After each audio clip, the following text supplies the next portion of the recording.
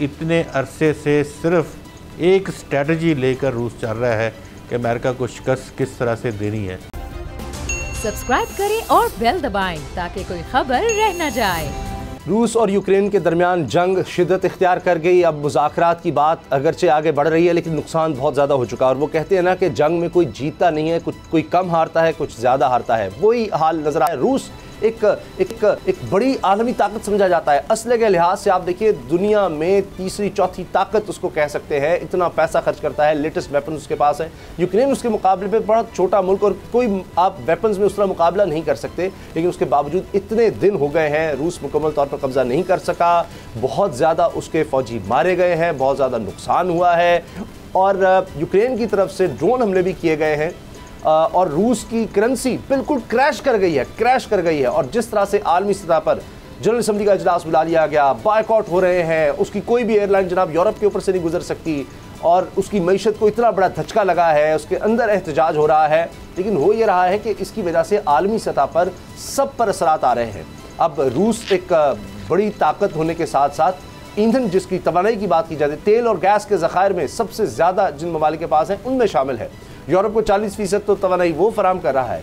तो जब उसके ये हालात होंगे या उसकी करेंसी नीचे जा रही है, ये हालात है, तो फिर आलमी सतह पर महंगाई की एक नई लहर आ चुकी है। अब इससे जाहिर है कि पाकिस्तान भी बहुत ज़्यादा मुतासर हो रहा है। इमरान खान साहब वहाँ पर गए थे, वो दौरा तो पीछे रह गया। अब तो मसला ये है कि पाकिस्तान इसके असरात से कैसे बच सकता है। गुलाम मुफ्ती साहब, अभी जो मुज़ाकरात की बात हो रही है, आपको क्या लगता है कि व्लादिमीर पुतिन कुछ पीछे हटेंगे? एक जाहिर है कि ताकतवर को ज़रा ज़्यादा पीछे हटना पड़ता है। पहले तो यूक्रेन के सदर भी नहीं चाह रहे थे मुज़ाकरात, और व्लादिमीर पुतिन ये कहते हैं जी बस नेटो के बारे में तुम अलहदा हो जाओ, कि नेटो के बारे में सोचना भी नहीं है। और नेटो उस तरह से मदद को नहीं आया, लेकिन असलहा दे रहा है, रकम दे रहा है। तो अब पुतिन का जितना नुकसान हो गया, आपको लगता है कि वो भी कोई, या जाहिर है कि नेगोशिएशन जब होती हैं तो कुछ बातें तो माननी पड़ेंगी यूक्रेन की भी? देखिए, हमेशा आप जानते हैं कि इंटरनेशनल पॉलिटिक्स हो या नेशनल पॉलिटिक्स हो, तो माइट इज़ राइट वाली सूरत हाल होती है। आज तक जितनी भी जगह पे अमेरिका के अलाइड और या उनके नेटो फोर्स या जिन्होंने भी कार्रवाई का आगाज़ किया है, आगे बहुत ही गरीब पसमानदा ममालिक थे, उनको क्रश किया गया, उनकी इकॉनमीज़ को तबाह कर दिया गया। और फिर वहाँ पे आप जानते हैं कि किस तरह के हालात का सामना उन तमाम ममालिक को करना पड़ा। तो उसमें एक लंबी फहरिस्त है, अफ़गानिस्तान भी शामिल है।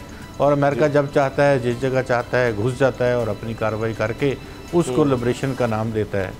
सही बात यह है कि इस वक्त उसका सामना है रशिया से, रूस से सामना है। तो रूस को अगर हम उसका माजी देखें और उसके बाद रूस का अपने पाँव पे दोबारा खड़ा होना देखें, और इतने अरसे से सिर्फ एक स्ट्रेटजी लेकर रूस चल रहा है कि अमेरिका को शिकस्त किस तरह से देनी है।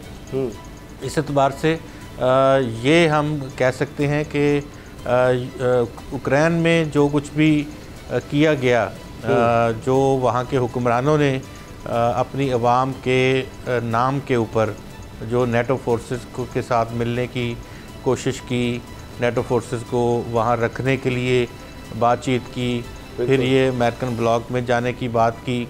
देखिए, कोई भी दुश्मन मुल्क ये नहीं चाहेगा कि, कोई भी मुल्क नहीं चाहेगा कि उसके दुश्मन जो हैं उसकी सरहद पे आके, या तो हो ना कि जेन्युइन सरहदें हों जिस तरह हमारी और इंडिया की सरहदें हैं। अगर कोई और मुल्क यहाँ पे आके, फ़र्ज़ करें इसराइल यहाँ पे आके वो अड्डे बनाना चाहे इंडिया में, या वहाँ से कार्रवाई करना चाहे या कुछ और बात करना चाहे, तो क्या हम लोग कबूल कर लेंगे? तो हम कभी कबूल नहीं करेंगे। तो इसी तरह की सूरत हाल रशिया की है कि वो अपने बिल्कुल बॉर्डर के ऊपर इस तरह के इक्विपमेंट, आलात और बाकी सारी चीज़ें बर्दाश्त नहीं कर पा रहा। तो इस सारी सूरत हाल में अमेरिका जो है वो गरीबों को और मरे हुओं को मारने वाला मुल्क है। रशिया के साथ जब हाथ पंजा हुआ है तो मेरे ख्याल में रशिया को माननी नहीं पड़ेगी, बल्कि नेटो फोर्सेस को उनकी बात सुननी पड़ेगी जी। उसकी सबसे बड़ी जस्टिफिकेशन ये है कि रूस की गैस पाइपलाइन यूरोप को चलाती है, यूरोप को गर्म रखती है, और अगर रशिया चाहे तो यूरोप को भी उनको मुतबादल टाइम में बड़ा वक्त लग जाएगा, और उस वक्त तक वो एटलीस्ट आधी आबादी को फ्रीज़ कर सकता है। तो ऐसी सूरत में कोई हमें मुज़क्का खेज़ कोई बात नज़र नहीं आएगी। ना नाटो की जानिब से ना अमेरिका की जानिब से। अच्छा। सिर्फ ये होगा कि धमकियाँ और ये इस तरह की चीज़ें की जाएंगी, लेकिन कोई अमली इकदाम हमें होता हुआ नज़र नहीं आ रहा। सही आपने कहा है, क्योंकि ये हुआ है वहाँ जो ट्रेनिंग दे रहे थे अमेरिकी फ़ौजी और दीगर जो स्टाफ था वहाँ पर, उसमें पहले तो अमेरिका ने वो निकाला है वहाँ से यूक्रेन से। तो ये उसकी स्ट्रेटजी हमेशा रही है कि वो खुद बराह रास्त नहीं लड़ता, चाहे अफगानिस्तान हो चाहे आप कोई और मुल्क देख लें, वो आगे करता है। कोल्ड वॉर में भी यही था। लेकिन बाबर डोगर साहब, इस दफ़ा अमेरिका ने तो साफ कह दिया, कि सदर ने कह दिया है कि जो बाइडन ने कि जी हम रशिया के खिलाफ फ़ौजें नहीं उतारेंगे, बराह रास्त नहीं जाएंगे, लेकिन उसके बॉर्डर पर फ़ौजें बढ़ा दी हैं, असलहा भेजा जा रहा है, रकम भेजी जा रही है, ये सब कुछ किया जा रहा है। तो लेकिन पुतिन जितना गुस्से में नज़र आ रहे हैं कि वो तो लग रहा है, उन्होंने तो कह दिया है कि जो एटॉमिक बॉम्ब है या जौहरी हथियार है उनको अलर्ट कर दिया जाए, जो डिपार्टमेंट में काम करता है उसको कह दिया कि तैयार कर लो। और ये बड़ी ख़तरनाक सूरत हाल है। तीसरी आलमी जंग की बातें होने लगी हैं कि कोई एक छोटी सी चिंगारी की वजह से ये मामला बड़ा बिगड़ सकता है, क्योंकि यूक्रेन तो ये हिस्सा रहा है रूस का, जब सोवियत यूनियन था तो उससे अलग हुआ। और ये गुलाम नबी साहब की बात सही है कि यही बेसिक बात है। पुतिन बर्दाश्त नहीं कर रहे कि जी जो हमारा हिस्सा रहा है उधर आके नेटो सारी फोर्सेस बैठ जाए। लेकिन अमेरिका हमेशा जहाँ भी गया है, चाहे इराक हो, अफगानिस्तान हो, सारे नेटो को मिलाकर 27 मुल्कों को, सारी दुनिया को मिलाकर वहाँ पर जाता रहा है, फिर भी उसने मार खाई है। तो रशिया तो अकेला है। उसामा साहब, असल इशू ये है जो लग रहा है कि अमेरिका एक स्ट्रेटजी के साथ, वो पहले यूक्रेन गए, उसको नेटो का हिस्सा बनाया, वहाँ उनको बेतहाशा असला दिया, उनको अपने फ़ौजी दिए, फ़ौजियों के वहाँ पर लोगों को ट्रेनिंग दी।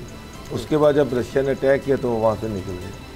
अब वो ये चाह रहे हैं कि रशिया को यूक्रेन में इंगेज किया जाए और एक खाना जंगी वहाँ पर रहे, और वहाँ पर एक सिविलियन जो है जो पॉपुलेशन है उनको ट्रेनिंग दी जाती रहे, और रशिया जितना वहाँ पर इंगेज होगा रशिया की इकोनॉमी उतनी ही नीचे जाएगी। उसके साथ साथ उस पर सैंक्शन लगा दिए हैं, उसकी वो गैस पाइपलाइन और पेट्रोल जो दे रहा था उस पर पाबंदियाँ लगा दी हैं, बैंकिंग ट्रांजेक्शन्स पर पाबंदी लगा दी गई है कि ताकि वो किसी के साथ ट्रेड ना कर सके।